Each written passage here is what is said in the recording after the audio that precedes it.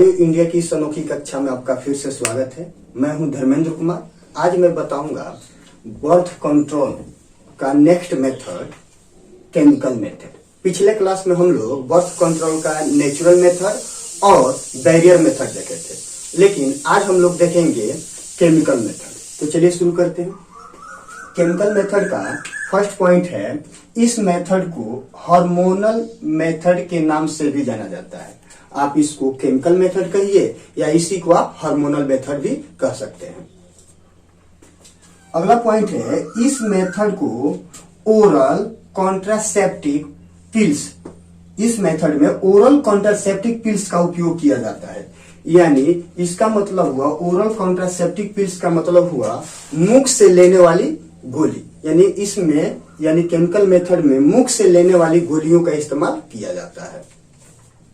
अगला पॉइंट है, इसके लिए हार्मोन या केमिकल के द्वारा बनाए गए मेडिसिन का उपयोग किया जाता है। जैसे आपके सामने कुछ मेडिसिन लिखे हुए हैं, आप चाहो तो लिख सकते हैं पूरा, क्योंकि पहले ही समय के बचत के लिए हमने पूरा बोर्ड पर छाप दिया है। आप चाहो तो कॉपी कलम लेकर लिख सकते हैं।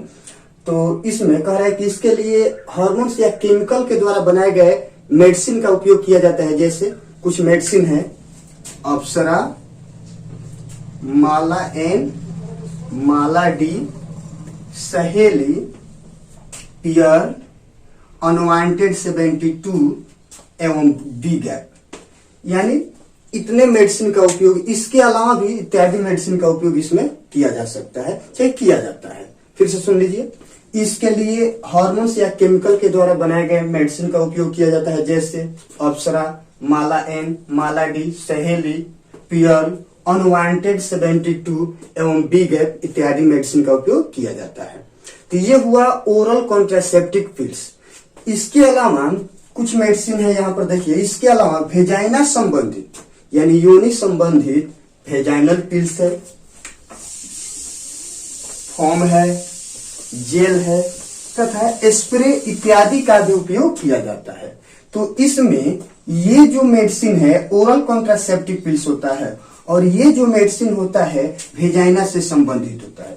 यानी कहने का मतलब कि ये जो वेजाइना से संबंधित मेडिसिन है, इसका उपयोग फीमेल वेजाइना के अंदरूनी हिस्सों में करती है, और इसके वजह से जब सेक्सुअल इंटरकोर्स होती है और इजैकुलेशन का समय आता है, तो जो स्पर्म वेजाइना में जैसे निकलते हैं, इजैकुलेशन के समय स्पर्म वेजाइना में निकलते हैं, उस समय ये जो मेडिसिन है या ये जो केमिकल है स्पर्म को नष्ट कर देते हैं। इसी कारण इस मेडिसिन को, ये जो नीचे लिखे हुए मेडिसिन, इस मेडिसिन को स्पर्मिसाइड्स के नाम से भी जाना जाता है। यानी स्पर्म को मारने वाला मेडिसिन के नाम से भी जाना जाता है। अगर हम बात करें इसकी ओरल कॉन्ट्रासेप्टिव पिल्स की, तो ये सारे मेडिसिन शरीर पर बुरा प्रभाव डालते हैं। इसलिए ओरल कॉन्ट्रासेप्टिव पिल्स हो चाहे वेजाइना से संबंधित मेडिसिन हो, इसके उपयोग से पहले डॉक्टर का सलाह अवश्य लें। अपने मर्जी से किसी भी मेडिसिन का उपयोग न करें। केमिकल मेथड के बाद नेक्स्ट टॉपिक आता है सर्जिकल मेथड। यानी बर्थ कंट्रोल का नेक्स्ट मेथड है सर्जिकल मेथड, यानी शल्य विधि। इस मेथड में ह्यूमन के रिप्रोडक्टिव डक्ट्स यानी जनन नलिकाओं को काट कर बांध दिया जाता है। यानी इसमें मानव के जो रिप्रोडक्शन करने वाले डक्ट्स होते हैं, नली होती है, उसी को काट कर बांध दिया जाता है।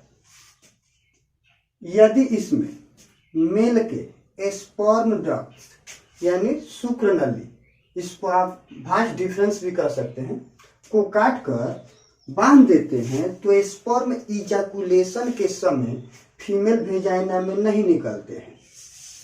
यानी यदि मेल के स्पर्म डक्ट्स को, भास्ट डिफरेंस को काट कर बांध देते हैं, तो जो स्पर्म है इजैकुलेशन के समय यानी स्खलन के समय फीमेल वेजाइना में नहीं निकलते हैं, और फर्टिलाइजेशन की क्रिया नहीं होती है। जब फीमेल वेजाइना में स्पर्म निकलेंगे ही नहीं, तो फर्टिलाइजेशन होने का कोई चांस नहीं रहता है। तो इस तरह बर्थ कंट्रोल के नियम का पालन होता है। चूंकि यह जो क्रिया है मेल में ही संभव है, यानी ये जो पूरा प्रोसेस है ये किसमें संभव है, तो मेल में ही संभव है। इसी कारण इस प्रोसेस को वैसेक्टोमी यानी नर नसबंदी कहते हैं। यानी यह जो भी प्रोसेस आपको हम बताए हैं, इसमें ये प्रोसेस जो होता है केवल मेल में ही संभव होता है, फीमेल के लिए अलग प्रोसेस है, लेकिन ये जो प्रोसेस है केवल मेल में ही संभव है। इसी कारण इस प्रोसेस को वैसेक्टोमी यानी नर नसबंदी कहते हैं। तो चलिए इस पूरे प्रोसेस को एक फिगर पे समझते हैं। तो ये रहा मेल रिप्रोडक्टिव सिस्टम का फिगर। तो इसमें सबसे पहले कुछ ऑर्गन्स का नाम बता दे रहे हैं। ये थैलीनुमा जो संरचना है, इस पे यूरिनरी ब्लैडर कहते हैं। और यहाँ पर एक जोड़ी जो थैलीनुमा संरचना आपको दिखाई दे रही है यहाँ पे, इसको हम सेमाइनल वेसिकल शुक्राशय कहते हैं। और यहाँ पर जो संरचनाएं दिखाई दे रही है, इसको हम प्रोस्टेट ग्लैंड पुरस्थ ग्रंथि कहते हैं। जैसे नीचे की तरफ आते हैं तो यहाँ पे एक जोड़ी संरचना दिखाई दे रही है, इसको हम कॉपर्स ग्लैंड कहते हैं। और ये जो लंबी नली आपको दिखाई दे रही है, यहाँ से ये लंबी नली, इसको हम नाम देते हैं स्पर्म डक्ट, या इसी को भास डिफरेंस कहते हैं। और यहाँ पे देखिए स्प्रिंग के समान की कुछ संरचनाएं इसमें भी और इसमें भी दिखाई दे रही है, इसको हम इपिडिडाइमिस कहते हैं। और यहाँ पे जो ओवल शेप्ड यानी अंडाकार संरचनाएं दिखाई दे रही है, इसको हम टेस्टिस कहते हैं। और इसमें आपको हम कुछ देर पहले भाषण में बताए थे कि इसमें मेल के रिप्रोडक्टिव यानी मेल के स्पर्म डक्ट को काट कर बांध दिया जाता है, जिससे कि स्पर्म फीमेल वेजाइना में नहीं जाते हैं और फर्टिलाइजेशन क्रिया नहीं होती है। तो यहाँ पर देखिए ये रहा स्पर्म डक्ट, इधर भी और इधर भी, इसको बीचों बीच काट कर बांध दिया जाता है। जब बांध दिया जाएगा तो यहाँ पे जो भी स्पर्म प्रोड्यूस होंगे वो इस नली में नहीं जाएंगे, और जब नली में नहीं जाएंगे तो सेक्सुअल इंटरकोर्स होगा, इजैकुलेशन होगा, तो इधर के स्पर्म इस पेनिस के माध्यम से फीमेल वेजाइना में नहीं जाएंगे। तो इस दौरान बर्थ कंट्रोल का नियम का अच्छी तरह से पालन होती है। क्योंकि ये जो प्रोसेस है यानी नर नसबंदी का प्रोसेस है केवल मेल में ही संभव है, इसी कारण इस पूरे प्रोसेस को हम वैसेक्टोमी कहते हैं यानी नर नसबंदी कहते हैं।